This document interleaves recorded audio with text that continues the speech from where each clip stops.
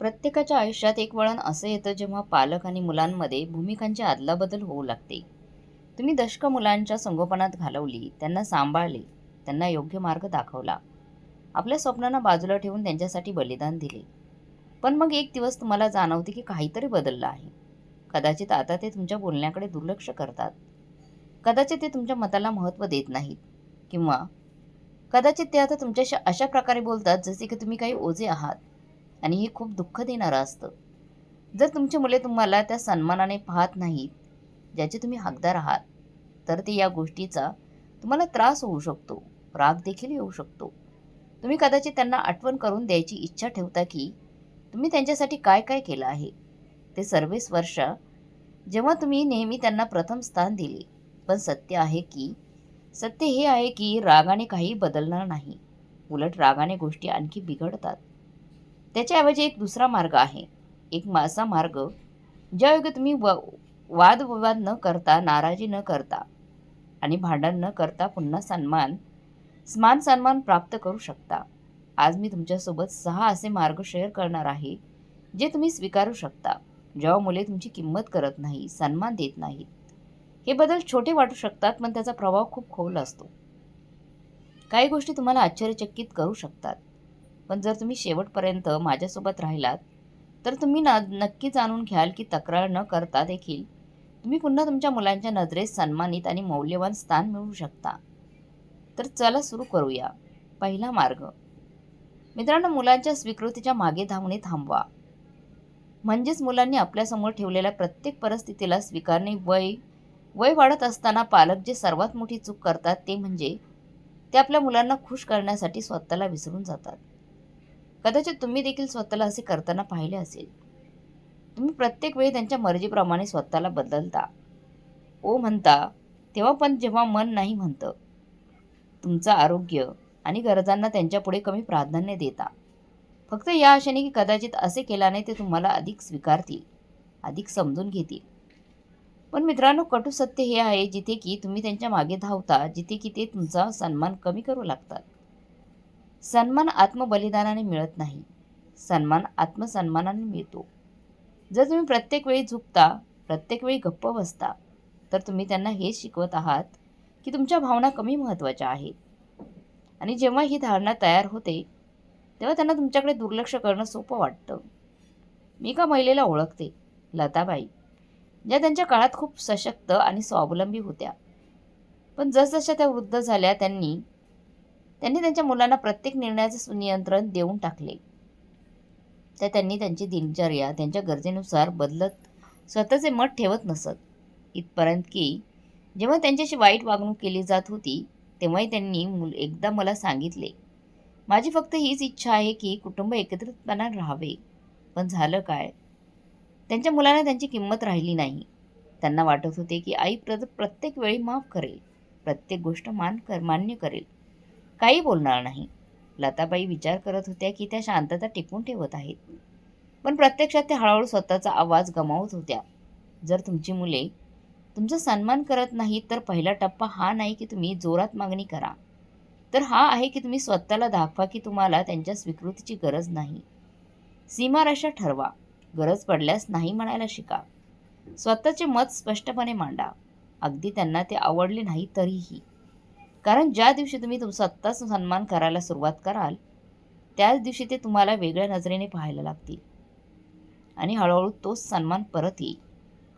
दुसरा मार्ग. वाद करू नका, उदाहरण बना. जेव्हा तुमची मुले तुमच्या बोलण्याकडे दुर्लक्ष करतात, तुम्हाला मध्येच थांबवतात किंवा तुमच्याशी अपमानजनक वागतात, तेव्हा सर्वप्रथम प्रतिक्रिया हीच असते, वाद करणे. त्यांना आठवण करून देणे की तुम्ही त्यांच्यासाठी काय काय केले, किंवा जोर देऊन सांगणे की आता माझंही ऐक, पण मी तुम्हाला एक अशी गोष्ट सांगते जी वर्षानुवर्ष चिडचिड वाचू शकते. वाद कधी उपयोगी पडत नाही. जरा विचार करा, आत्तापर्यंत तुम्ही कधी कोणासोबत वाद करून सन्मान मिळवला आहे का? सन्मान शब्दामुळे मिळत नाही. सन्मान तुमच्या उपस्थितीमुळे मिळतो, तुमच्या स्वभावामुळे मिळतो. आणि यामुळे मिळतं की जेव्हा कोणी तुम्हाला काही विचारतो, तेव्हा तुम्ही कसे उत्तर देता. जर तुम्ही वाईट वागणुकीला रागाने उत्तर देता, तर तुम्ही तेच सिद्ध करत आहात जे ते मानतात की त्यांच्या हातात तुम्हाला अस्थिर करण्याची ताकद आहे. मी एका व्यक्तीला ओळखतो, सदाशिवराव, एक निवृत्त शिक्षक. त्यांच्या जीवनात त्यांनी आत्मविश्वासाने वर्ग चालवला होता. पण त्यांच्या घरी मोठ्या झालेल्या मुलांनी त्यांना दुर्लक्षित करायला सुरुवात केली होती. त्यांच्या सल्ल्याकडे दुर्लक्ष केले जाई, त्यांच्या चिंतेचा उपहास केला जाई आणि जेव्हा ते काही समजवण्याचा प्रयत्न करत तेव्हा त्यांना हलक्यात घेतले जाई. सुरुवातीला त्यांनी प्रत्युत्तर दिले, वाद घातला, आपली गोष्ट पटवून देण्याचा प्रयत्न केला. पण जितके जास्त ते बोलले तितकाच विषय बिघडत गेला. मग एक दिवस त्यांनी काही बदल करण्याचा निर्णय घेतला. आता ते वाद करत नसत, ते लक्षपूर्वक ऐकत असत. त्यांनी सन्मान मिळवण्याचा प्रयत्न करणे थांबवले आणि स्वतःला असे सादर करायला सुरुवात केली जसे ते आधीपासूनच सन्मानाचे हकदार आहेत. ते शांत आवाजात बोलत, शहाणपणाने, हरजीत यांच्या भावनेशिवाय. हळूहळू त्यांच्या मुलांची दृष्टी बदलू लागली. आता ते त्यांना एका अशा व्यक्तीप्रमाणे पाहू लागले जे स्वीकाराचा भिकारी नाही, ज्याला काही सिद्ध करण्याची गरज नाही, जो स्वतःमध्येच ताकदवान आणि प्रतिष्ठेचे उदाहरण आहे. जर तुमची मुले तुमचा सन्मान करत नसतील तर त्यांना कधी हे दाखवू नका की तुम्ही त्यांची भीक मागत आहात, तर त्यांना तुमच्या वागणुकीने दाखवा की सन्मान कसा असतो. स्वतःला प्रतिष्ठेसह ठेवून, आत्मविश्वासाने बोलून आणि सर्वात महत्त्वाचे म्हणजे कधीही त्यांच्या स्तरापर्यंत न घसरता. कारण जेव्हा तुम्ही शांततेने तुमच्या स्थानांवर ठाम राहता तेव्हा ते जाणवतात आणि वेळोवेळी तेही तोच मार्ग स्वीकारायला लागतात. तिसरा मार्ग, भावनिकदृष्ट्या त्यांच्यावर अवलंबून राहणं सोडून द्या. वय वाढल्यावर शिकण्यासारखा सर्वात कठीण धड्यांपैकी एक म्हणजे हे की तुम्ही तुमच्या भावनिक पूर्ततेसाठी तुमच्या मुलांवर अवलंबून राहू शकत नाही. तुम्ही त्यांच्यावर अपार प्रेम करता आणि अपेक्षा करता की तेही तुमच्यावर तसेच प्रेम करतील, सन्मान देतील. पण जसे ते जाणवू लागतात की तुम्हाला तुमचे मूल्य समजण्यासाठी त्यांची गरज आहे, तसा नात्यांचा समतोल बदलतो. सत्य हे आहे की लोक, अगदी आपली मुले देखील, अशा लोकांचा सन्मान करतात जे भावनिकदृष्ट्या स्वावलंबी असतात. जेव्हा तुम्ही त्यांच्याकडून मान्यता, प्रेम किंवा लक्ष याची अपेक्षा करता तेव्हा ते एक ओझे बनून बसतात आणि आभार मानण्याऐवजी ते दबाव अनुभवू लागतात. ते दूर जाऊ लागतात, तुमच्याशी असहिष्णुता किंवा चिडचिडीने वागू लागतात. आणि जितके जास्त तुम्ही त्यांच्या प्रेमाचा मागे धावता तितकेच कमी ते तुम्हाला सहजतेने स्वीकारतात. मी एका महिलेला ओळखते. ती रुक्मिणीबाई एक दयाळू आणि समर्पित आई आहे. त्यांनी आपले सर्व काही मुलांसाठी समर्पित केले होते. पण जसं मुले मोठी झाली आणि त्यांच्या जीवनात व्यस्त झाली, रुक्मिणीबाई स्वतःला दररोज फोनजवळ बसलेली सापडत, फक्त या अपेक्षेने की कधीतरी एखादं मूल फोन करील. जेव्हा फोन येत नसे तेव्हा त्या स्वतः फोन करीत. बरेचदा गरजेपेक्षा जास्त प्रत्येक वेळी असेच म्हणत, तुमची खूप आठवण येते, काश तुम्ही भेटायला आले असता. आता पूर्वीसारखे दिवस राहिले नाहीत, पण त्यामुळे मुले जवळ येण्याऐवजी अधिक दूर जाऊ लागली. त्यांचे फोन कॉल प्रेमाचे नव्हते तर एक जबाबदारीसारखे वाटू लागले. मग एक दिवस रुक्मिणीबाई यांनी काही बदललं. त्यांनी वाट पाहणं थांबवलं. त्यांनी आधी फोन करणं बंद केलं. आता त्यांनी स्वतःकडे लक्ष द्यायला सुरुवात केली. स्वतः नवीन छंद जोपासले, मैत्रिणींसोबत बाहेर फिरू लागल्या आणि सर्वात महत्त्वाचं म्हणजे त्यांनी स्वतःच्या आनंदाला स्वतः मिठी मारायला शिकवले. आणि मग काहीतरी आश्चर्यकारक घडले. मुलांनी स्वतः फोन करायला सुरुवात केली. त्यांना वेळेची किंमत कळू लागली. आता त्यांना त्यांच्या आईमध्ये अशी व्यक्ती दिसायला लागली जिने स्वतःची स्वतंत्र दुनिया निर्माण केली आहे. इथे धडा साधा आणि सोपा आहे. जितकी कमी तुम्ही तुमच्या मुलांकडून ही अपेक्षा कराल की ते तुम्हाला महत्त्वाचं वाटून देतील, तितकेच अधिक ते तुमच्या अस्तित्वाला महत्त्व देतील.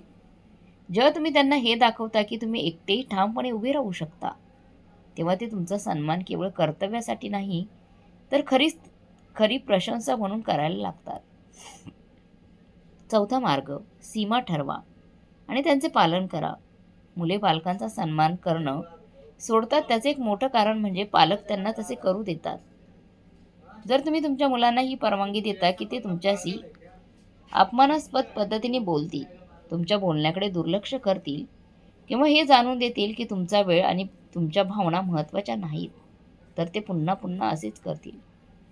याचा अर्थ असा नाही की ते वाईट माणसं आहेत, तर सत्य हे आहे की लोक, विशेषतः कुटुंबातील सदस्य, तुम्हाला तशीच वागणूक देतात जसे तुम्ही त्यांना करू देता. सीमा ठरवण्याचा अर्थ असा नाही की तुम्ही तुमच्या मुलांशी नातं तोडावं किंवा भांडावं. याचा अर्थ आहे शांततेने आणि आत्मसन्मानाने हे ठरवणं की तुम्ही कोणत्या प्रकारची वागणूक स्वीकाराल आणि कोणती नाही. आणि याहूनही महत्त्वाचं म्हणजे जेव्हा कुणी सीमा ओलांडतो तेव्हा तुम्ही ते दुर्लक्ष करू नका, तर स्पष्टपणे तुमचं म्हणणं मांडा. मला एका सज्जनाची गोष्ट आठवते. प्रभाकर एक निवृत्त व्यापारी. त्यांनी आयुष्यभर शिस्त आणि आत्मविश्वासाने कंपनी चालवली होती. पण जेव्हा त्यांच्या मोठ्या झालेल्या मुलांचा विषय येई तेव्हा ते संकोच करीत, मुले त्यांचं बोलणं तोडत, त्यांच्या चिंतेची थट्टा करीत, इथपर्यंत की त्यांच्या जगण्याची पद्धतीची टीका करत होते. सुरुवातीला प्रभाकर हे सगळं सहन करत राहिले. त्यांनी स्वतःला सांगितले यावर वाद योग्य नाही. पण वेळ जसा गेला त्यांना जाणवले की प्रत्येक वेळी जेव्हा ते गप्प बसतात तेव्हा ते त्यांच्या मुलांना शिकवत आहेत की असे वागणे स्वीकार्य आहे. एक दिवस त्यांनी आपला दृष्टिकोन बदलला. जेव्हा तुमचा मुलगा त्यांचे बोलणं तोडू लागला तेव्हा त्यांनी शांत स्वरात सांगितलं, तेव्हाच बोलेन जेव्हा तुम्ही ऐकण्यासाठी तयार असाल. जेव्हा त्यांच्या मुलीने त्यांच्या बोलण्याकडे दुर्लक्ष केले तेव्हा त्यांनी सांगितलं, तुम्ही माझ्याशी सहमत नसाल तरी चालेल, पण सन्मान गरजेचा आहे. आणि जेव्हा दोघांनी पुन्हा सीमारेषा ओलांडल्या तेव्हा त्यांनी स्पष्ट सांगितले, जर तुम्ही मला मूलभूत सन्मान देऊ शकत नाही तर मी तुमच्यासोबत वेळ घालवणार नाही. आणि मग काय झालं? सुरुवातीला मुलांनी विरोध केला, पण हळूहळू त्यांना समजलं की वडील आता मागे हटणार नाहीत. आता त्यांना त्यांच्या वडिलांमध्ये असा व्यक्ती दिसू लागला जो स्वतःला महत्त्व देतो, जो सन्मान मागत नाही तर सन्मान जिंकतो. जर तुमची मुले तुम्हाला सन्मान देत नाही तर स्वतःला हा प्रश्न विचारा, तुम्ही त्यांना तसे करू देत आहात का? कारण जर तुम्ही सीमा ठरवली नाही तर तुमच्यासाठी कोणी दुसरा ती ठरवणार नाही. आणि जर तुम्ही स्वतःसाठी उभे राहणार नाही तर जगही तुम्हाला गांभीर्याने कधीच घेणार नाही. 5वा मार्ग, जेव्हा किंमत केली जात नाही तेव्हा देणं थांबवा. सन्मान गमावण्याचा सर्वात जलद मार्ग म्हणजे त्या लोकांना पुन्हा पुन्हा काही देणे जे त्याची कदर करत नाहीत. आणि पालक म्हणून आपण हे अनेकदा करतो. आपण विचार न करता आपला वेळ देतो, आपली ऊर्जा लावतो, भावनिक आणि आर्थिक मदत करतो, इथपर्यंत की जेव्हा समोरून आभार देखील मानले जात नाहीत. जेव्हा आपले परिश्रम सामान्य मानले जातात किंवा जेव्हा आपल्याकडे केवळ अधिकाराच्या नजरेत पाहिले जाते. पण सत्य हे आहे, जेव्हा तुम्ही एखाद्या व्यक्तीला पुन्हा पुन्हा देता आणि तो त्याची कदर करत नाही तेव्हा तुमचे ना प्रेम वाढते ना सन्मान. उलट तुमच्या अपेक्षा वाढत जातात. हळूहळू ते तुमच्या उदारतेला किंमत न देता हक्क मानायला लागतात. आणि जेव्हा तुम्ही थांबता तेव्हा त्यांना कृतज्ञता वाटत नाही, उलट गोंधळ आणि नाराजी वाटते. मी एका सज्जनाला ओळखते, हरिभाऊजी. असे वडील जे नेहमीच त्यांच्या मुलांसाठी उदार राहिले. जेव्हा जेव्हा मुलांना गरज भासली तेव्हा त्यांनी आर्थिक मदत केली. आपले काम सोडून प्रत्येक वेळी मदतीसाठी धावले. इथपर्यंत की स्वतःच्या जीवनाच्या दिनक्रमही त्यांच्या अनुकूल बनवला. पण बदल्यात काय मिळालं? आभार नाहीत तर तक्रारी. मुलांनी त्यांना मदतीनीच नाही तर नेहमी उपलब्ध असलेला व्यक्ती मानलं. आणि जेव्हा एक दिवस हरिभाऊजींनी स्वतःला मदतीची गरज पडली तेव्हा मुले व्यस्त होती. मग एक दिवस त्यांनी बदल केला, स्वतःमध्ये बदल केला. त्यांनी आपल्या सीमा ठरवल्या. आता ते प्रत्येक वेळी विनंती न करता मदत करत नव्हते. आणि सर्वात महत्त्वाचं, आता गरज पडल्यावर नाही म्हणू लागले. सुरुवातीला मुलांना हा बदल समजला नाही. त्यांना वाटलं की बाबा आधीप्रमाणे का नाही राहिले. पण हळूहळू काहीतरी बदलू लागलं. आता मुलांना वेळ द्यायला सुरुवात केली त्यांनी. त्यांच्या मदतीचे कौतुक करायला सुरुवात केली. कारण आता त्यांना जाणवू लागलं की वडिलांची उदारता अनंत नाही, ती एक भेट आहे, हमी नाही. जर तुम्हाला असं वाटत असेल की तुमची मुले तुमच्या वेळेचा, प्रयत्नांचा किंवा दयाळूपणाचा सन्मान करत नाही, मान देत नाही, तर एक पाऊल मागे घ्या. स्वतःला विचारा, तुम्ही गरजेपेक्षा जास्त देत आहात का? आणि जर हो तर विचार करा, जर तुम्ही देणं थांबवलं तर काय होईल? कारण जेव्हा तुम्ही हे शिकवतात की तुमची उदारता सन्मानाशी जोडलेली आहे तेव्हा लोकही त्याकडे तशाच दृष्टिकोनाने पाहू लागतात. 6वा टप्पा, तुमचं जग फक्त मुलांच्या भोवतीच गुंफू नका. जर तुम्हाला पुन्हा तुमच्या मुलांचा सन्मान मिळवायचा असेल तर सर्वात प्रभावी उपायांपैकी हा एक आहे, त्यांना हे दाखवणं की तुमचा आनंद फक्त त्यांच्या भोवती फिरत नाही. पालक म्हणून आपण आपल्या मुलांना प्राधान्य देणं स्वाभाविक आहे. त्यांना आपल्या जीवनाचा केंद्रबिंदू बनवणेही स्वाभाविक आहे. पण जसजसं वय वाढत जातं तसा हा समतोल बदलू लागतो. आणि जर तुम्ही तुमचं संपूर्ण आयुष्य फक्त मुलांनाच सर्व काही मानून घालवलं असेल तर ते हळूहळू तुम्हाला अशा व्यक्तीप्रमाणे पाहू लागतात ज्यांच्याकडे स्वतःसाठी काही शिल्लक नाही. लोक त्यांचाच सन्मान करतात, मान देतात ज्यांच्याकडे स्वतःचा हेतू असतो, स्वतःच्या आवडी असतात आणि जे स्वतःमध्ये समाधानी राहू शकतात. जर तुमची मुलं हे जाणू लागली की तुम्ही त्यांना तुमच्या मनोरंजनासाठी, ओळखींसाठी किंवा जीवनाच्या अर्थासाठी आवश्यक मानता, तर त्यांना गुदमरल्यासारखं वाटू लागते आणि कधीकधी ते तुम्हाला अशा व्यक्तीप्रमाणे पाहू लागतात ज्यांचं स्वतंत्र अस्तित्व नाही. मी एका महिलेला ओळखते, जानकीजी, ज्यांचं वय 78 वर्ष होतं आणि त्या विधवा होत्या.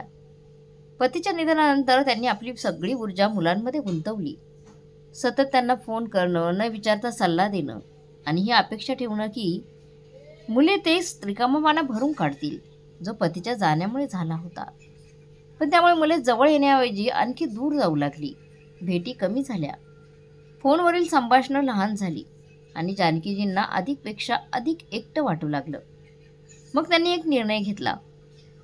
त्या एका पुस्तक समूहात सहभागी झाल्या, मैत्रिणींसोबत प्रवासाला जाऊ लागल्या, त्यांच्या परिसराच्या सामुदायिक केंद्रात जाऊ लागल्या आणि सर्वात महत्त्वाचं, त्यांनी त्यांच्या आयुष्याचं केंद्रबिंदू मुलांना बनवणं थांबवलं आणि मग काहीतरी चमत्कारिक घडलं.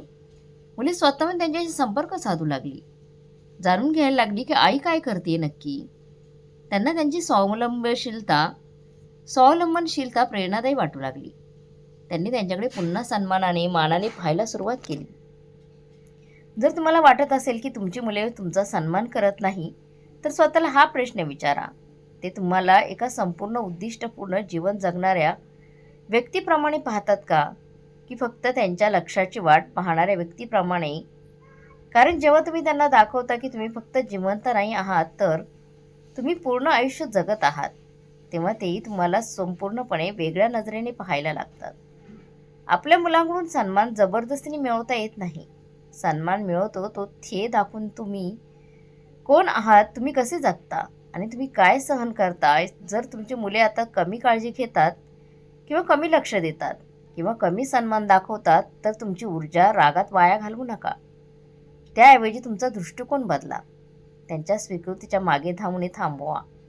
कारण जिथे की कमी तुम्ही ती इच्छा कराल, तितक्या सहजतेने ते तुम्हाला मिळेल. स्वतः उदाहरण बना, कारण तुमची प्रतिष्ठा तुमच्या आवाजापेक्षा अधिक बोलते. भावनिक अवलंबितता सोडा, कारण जितके तुम्ही आत्मनिर्भर व्हाल तितकेच ते तुमच्या उपस्थितीची अधिक कदर करतील. सीमा ठरवा, कारण लोक तसेच वागतात जसे तुम्ही त्यांना परवानगी देता. बिना कदर मिळवता देणे थांबवा, कारण जेव्हा उदारतेला अधिकार समजले जाऊ लागते तेव्हा तिचे मूल्य हरवते. आणि सर्वात महत्त्वाचे, तुमचे स्वतःचे स्वतंत्र असं जीवन घडवा, कारण लोक त्यांचाच मान करतात, सन्मान करतात ज्यांच्याकडे स्वतःचा उद्देश, स्वतःचा आनंद आणि स्वतःची ओळख असते. जर तुम्ही हा बदल केलात, तुमच्या आयुष्यात जर अशा प्रकारचा बदल केलात, तर एक चमत्कारिक गोष्ट घडेल. तुमची मुले तुम्हाला एका नवीन नजरेने पाहू लागतील. आता तुम्ही त्यांना वाटणार नाही की तुम्ही कोणाच्या प्रतीक्षेत बसलेले वृद्ध आहात, तर असे व्यक्ती दिसाल जे स्वतःच्या प्रतिष्ठेने स्वतःचा मान सन्मान मिळवतात आणि हळूहळू तोच सन्मान परत तुमच्याकडे येईल. बाकी तुम्हाला काय वाटते कमेंट करून नक्की कळवा. आणि आजच्या एकदा गोष्टी सांगितलेल्या आहेत त्याबद्दल तुमचं काय मत आहे तेही नक्की कळवा. आणि व्हिडिओ चांगला वाटला असेल तर लाईक, शेअर, सबस्क्राईब नक्की करा. धन्यवाद.